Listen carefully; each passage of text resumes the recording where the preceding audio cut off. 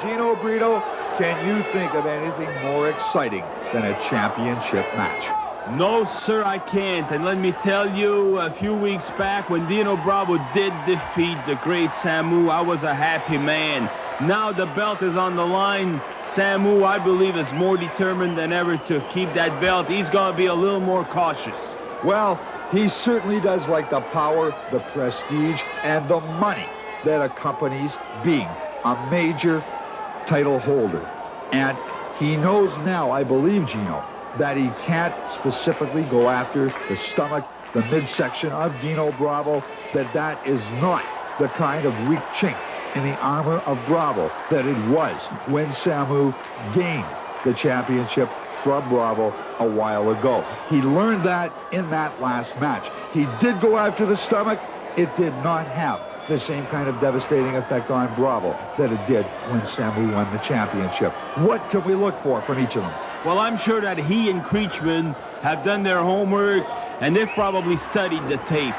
And one thing is for certain, that the only way that he'll be able to beat Dino Bravo is to be a little more aggressive.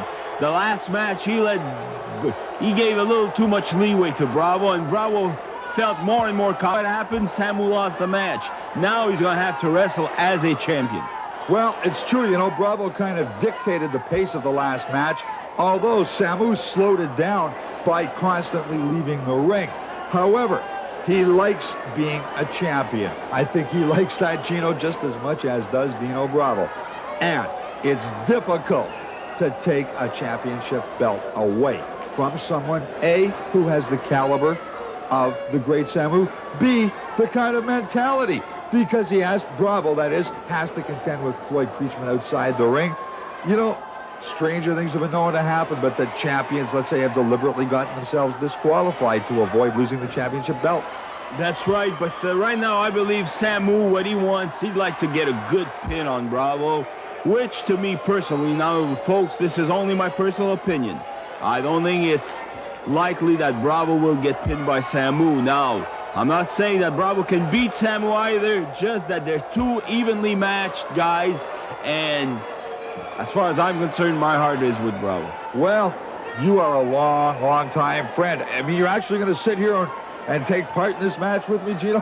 Well, I know I'm not supposed to, Milt, but I'm going to, you know, if Samu does beat Bravo and Bravo commits a few errors, I'll be the first one. I'm Bravo's harshest critic.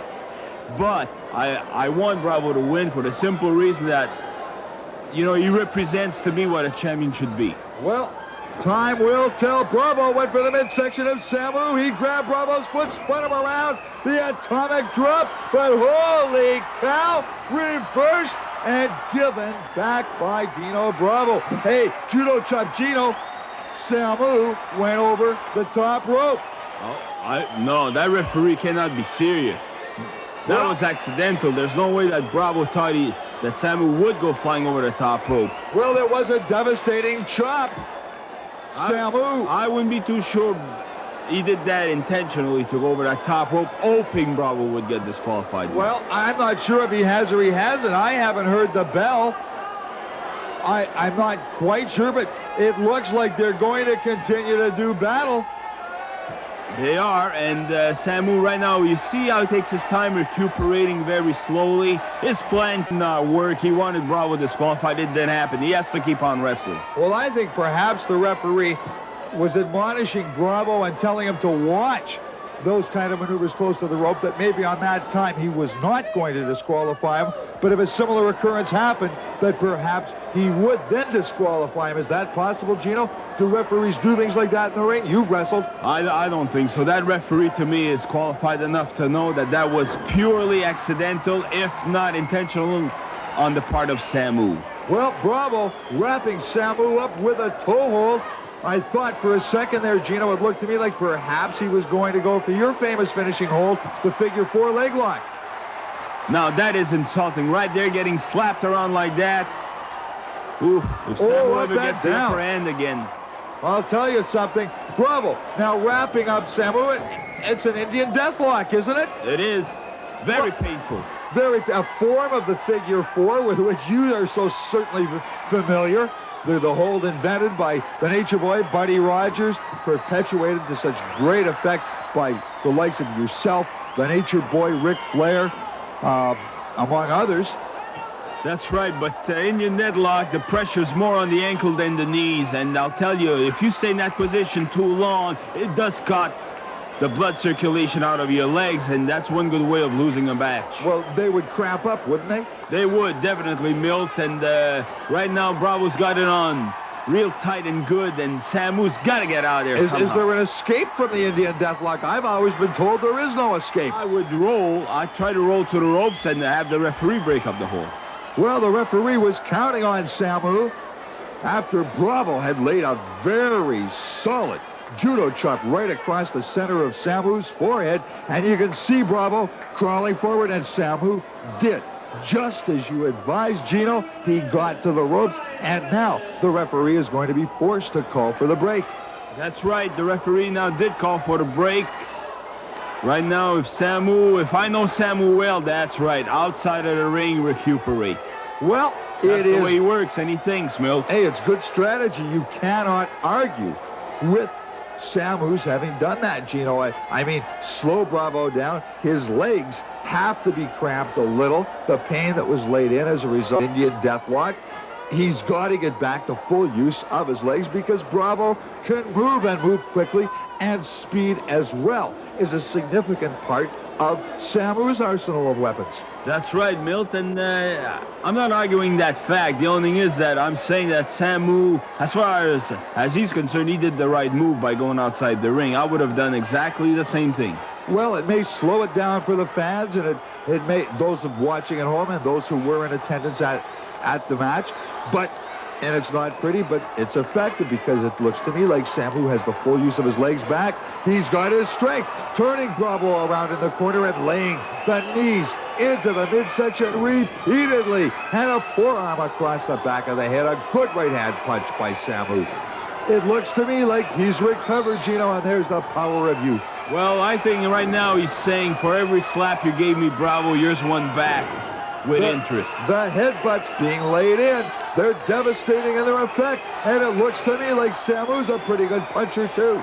He is, and let's face it, he did recover. Of course, when you have youth on your side, you have everything, Milt. And Samu does have that. He's at least 12 years Bravo's junior. And he's strong, big, capable. He's the champion. Well, ramming Bravo into the turnbuckles, laid a forearm in clothesline fashion, a couple more headbutts, and now choking Dino Bravo, his neck over that top rope from outside, hung up in the ropes, and laying in the good punches to the head, a headbutt to the midsection, followed by a good right hand, and now Bravo's outside the ring, collecting himself, collecting his thoughts, and he's doubled over, Gino. Good idea, and Bravo, let's hope he stays there till he's well recovered, because to get in that ring now would be suicide, Milt. Right now, we have to face the fact that Samu has the upper hand. Oh, no. He certainly does after that. Taking Bravo, ramming his head into that steel corner post, and Bravo down outside the ring. Now, what I don't understand is why the referee is there, Gino, admonishing Samu, should he not have been over by the ropes, counting Bravo. Well, no, because Milt, when a man runs somebody's head into a steel post, the referee should use his head, sure, bend the rules a little bit, because it's not fair. As a fact, a real tough referee probably could have disqualified Samu for that. But they're aware that the public they want to see a winner. He probably, he's a little lax on the rules right now. Well, most referees do bend it somewhat, because otherwise there'd be disqualifications. If the rules were followed 100%, there would be disqualifications within the first 2 or 3 minutes, I think, of virtually every match that we see. But now the two of them coming back toe-to-toe, punches, kicks. Samu rammed over the turnbuckle. And did he catch his head on the top of the post? His shoulder, definitely his shoulder hit that top turnbuckle. Well, that still has to smart significantly. And Samu down, trying to collect his wits, collect his thoughts. But Bravo quickly on him and ramming his head into the mat. Rolling him over, the cover, 1, 2. Whoa, it's a good thing Samu's as tall as he is, Gino, for his sake, or that would have been ball game over, and Dino Bravo would have regained the championship. Back suplex. This should do the job, Milt. Normally it does. Bravo wants to punish him further, Gino.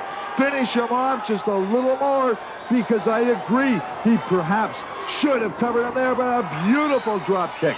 A beautiful drop kick by Bravo. And a second one, putting Samu down.